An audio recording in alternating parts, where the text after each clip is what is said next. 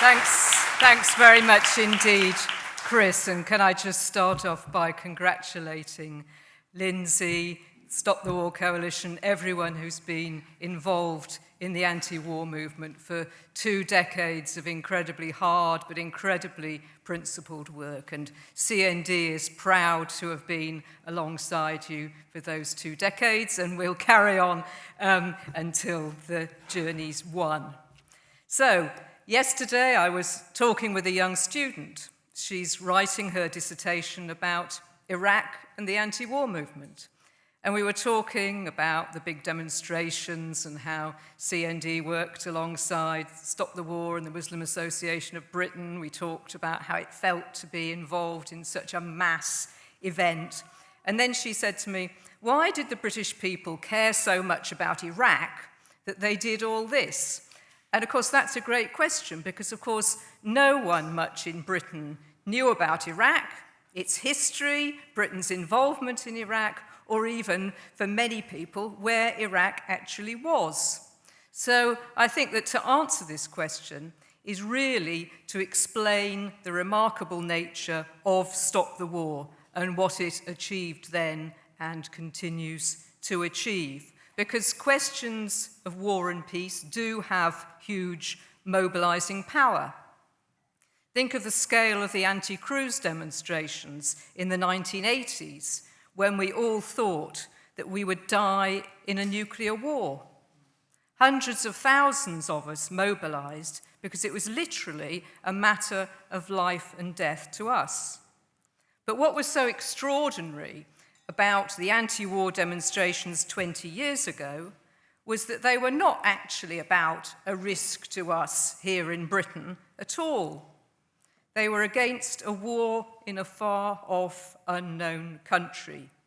Yet many, many times more people protested against that war than turned out in the 1980s to protect their own country, their own families against that very real danger of nuclear annihilation. What an incredible achievement.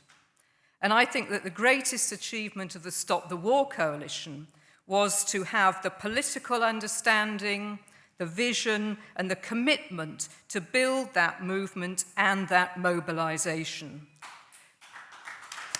Yeah, to stop the war.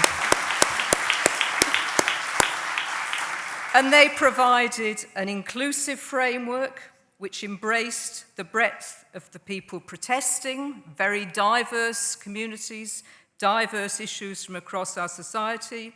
They articulated the moral outrage of those communities. They spearheaded the opposition to the criminal lies that led to the war. And they facilitated the protest of millions against the horrors of war, the injustices and the barbarity that followed, and of course, which continue to this day.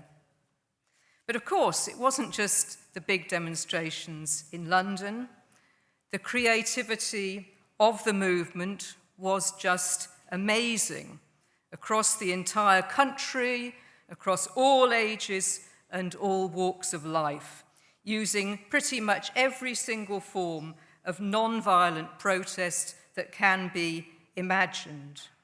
And those of you around and involved at the time will remember that music and art were at the heart of those protests. And perhaps my strongest visual memory of it was when George Bush came to town in November 2003, remember the outrage, and we had a huge demonstration. And Theatre of War, an activist group from East Anglia, they built a massive statue of Bush out of gold papier-mâché, and we pulled it down from the plinth in Trafalgar Square. I mean, what an amazing experience.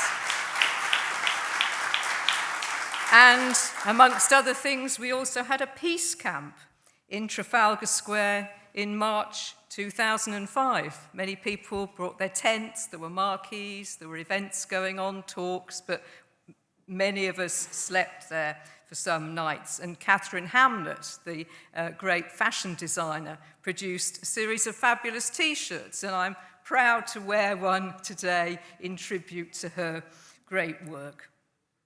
The global anti-war movement, Chris touched on this, but quoting a slightly different terminology, I remember the global anti-war movement being described as the second superpower, not just public opinion.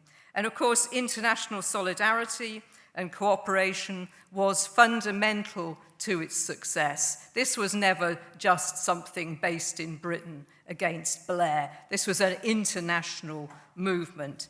And from the European Social Forum in Florence, which, as Chris mentioned, called the Day of Action in February 2003. From there onwards, many demonstrations across the world and much solidarity and interchange between the different movements. And of course, our work with the movement in the US was of crucial importance. The military families and veterans here and in the United States linking up, Medea and others, very active, a real mass movement in the US.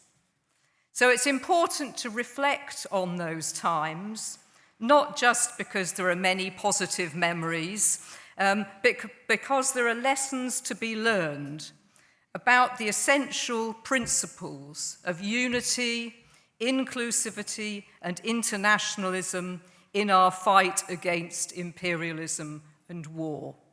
Because we are not just a movement with a remarkable past, we are a movement of critical importance for today and for all our futures.